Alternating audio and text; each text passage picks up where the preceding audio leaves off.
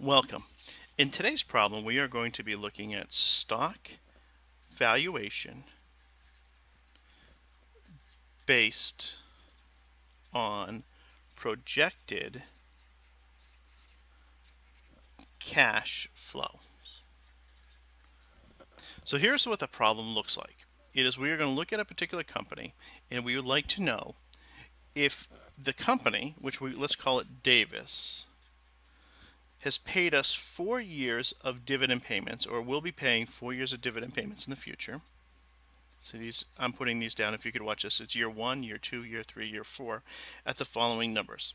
The question is, how much should we be willing to pay for this stock if in fact we are going to receive these following dividends? In year 1, we're going to receive a $4 dividend. In year 2, we're going to receive a $4.50 dividend. In year 3, a $2.50 year dividend. In year 4, a $1.50.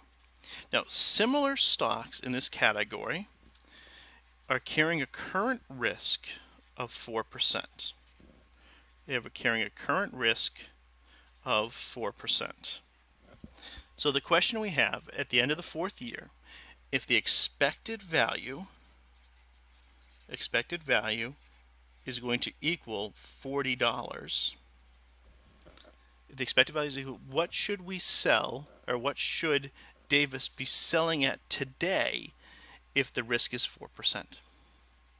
So let me show you how this is going to be set up. We are going to be looking at a chart, and the chart is going to start off something like this. It's going to have cash flows, we're going to have PVF, present future value, and then we're going to have the present value. What we're going to do is we are going to create a little chart here, and it's going to look like this. It's going to have the cash flows coming down. So we are going to start off with a $4 cash flow for year 1.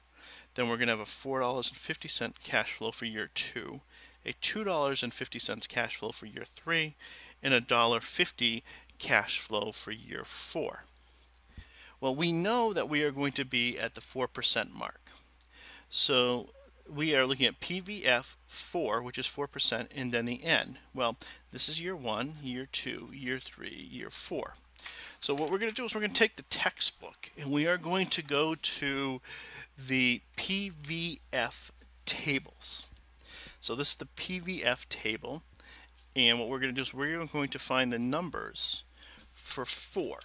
So we go over to 4%, and now I know it might be a little hard to see, but the first year is 0.9615.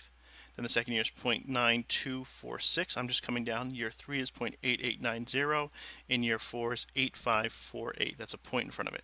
So what we're going to do is we're going to take these numbers, and we're going to just put them right in here. So right from the textbook, the 4% mark, year 1, the multiple is 0.6915. Then the next one is 9246, 8890. Then we have 8548. Okay. So we are then going to multiply. It's a very simple piece. We are going to multiply this. This is what the present value number is.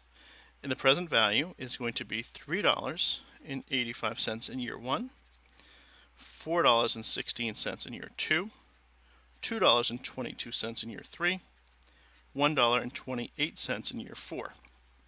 Now these are our cash flow numbers. What we're going to do is we're going to just take all these numbers and we're going to add them up. And this is going to be $11.51. So this is the cash flow.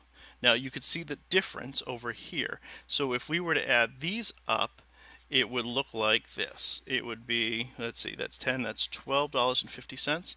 And the cash flow is worth, in the present value, $11.51.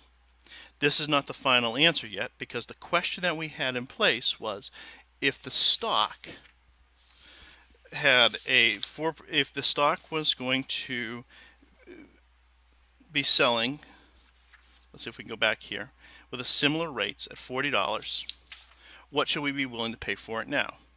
Well, what we've got to do is we've got to put the $40 right here at the end. So I'm going to just kind of draw a little line here, $40. Well, that's our selling price at year 4. So at the end of year 4, we received our dividend. We're going to sell it for $40. So it's going to be the same 0.8548 present future value, And then what this multiple is going to be, it's going to be $34.19. So this is the stock. Don't forget to add this in, the selling price of the stock. If you weren't going to sell it, then we wouldn't add it in. But if you are going to sell it, we're going to add it in right here as an additional line item. Then, so what we do is we add these two numbers right here together, and it becomes $45.70. So the answer to the question that we're looking for, the question is, what should Davis sell for today if the return on the stock is at 4%? Well, it should be selling for $45.70 today. Thank you, and have a good day.